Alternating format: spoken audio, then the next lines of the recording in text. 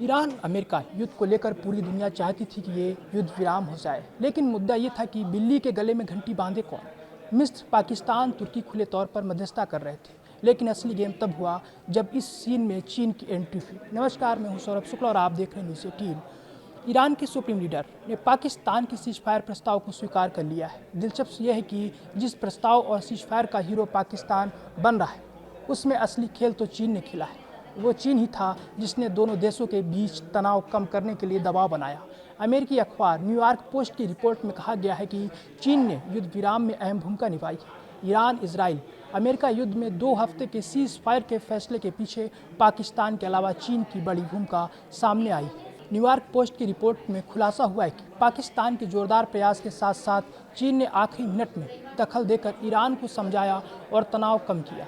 Report की माने तो चीन ने ईरान को साफ चेतावनी दी कि अगर ट्रंप अपनी धमकी के मुताबिक ईरान के एनर्जी साइट्स और बुनियादी ढांचे पर हमला करते हैं तो पूरी दुनिया की अर्थव्यवस्था बर्बाद हो जाएगी। चीन को सबसे ज़्यादा चिंता तेल की कीमतों के आसमान छूने और ग्लोबल सप्लाई चेन टूटने की थी। बीजिंग ने ईरान से कहा कि युद्ध लंबा खींचने से दोनों तरफ भारी नुकसान होगा और ईरान को स्थायी फायदा नहीं मिलेगा।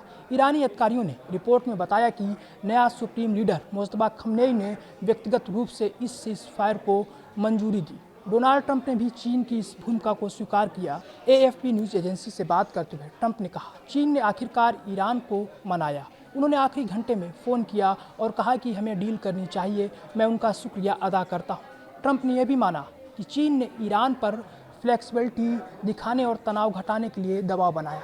वैसे तो इस मामले में ज़्यादा डिटेल्स सामने नहीं आई है, लेकिन चीन के मुख्य तौर पर 3 मुख्य तरीकों से ईरान को समझाया। आर्थिक चेतावनी, अगर अमेरिका ने पावर प्लांट और ब्रिज पर हमला किया तो ईरान की अर्थव्यवस्था पूरी तरह से चौपट हो जाएगी। चीन ने कहा कि उसके खुद के तेल आयात और व्यापार पर भारी असर पड़ेगा। चीन ने ईरान को बताया कि वे अकेला नहीं लड़ सकता। पाकिस्तान, रूस और चीन मिलकर भी अमेरिका, इजराइल के खिलाफ पूरी जीत हासिल नहीं कर सकते। चीन ने ईरान को आश्वासन दिया कि सीज फायर के बाद वे ईरान के पुनर्निर्माण में मदद करेगा और प्रतिबंध हटाने में भी साथ देगा। इस सीज फायर के तहत होर्मुज फिर खुल जाएगा और ईरान, ओमान मिलकर जहाज़ों से टोल वसूलेंगे। ईरान इस पैसे से युद्ध क्षेत्र को मरम्मत करेगा। चीन की इस आखिरी मिनट की दखल ने युद्ध को बड़े पैमाने पर बढ़ने से रोक लिया। ट्रंप ने इसे महत्वपूर्ण कदम बताया, लेकिन साफ कहा कि अगर ईरान शर्तें नहीं मानेगा तो हमला फिर शुरू हो जाएगा।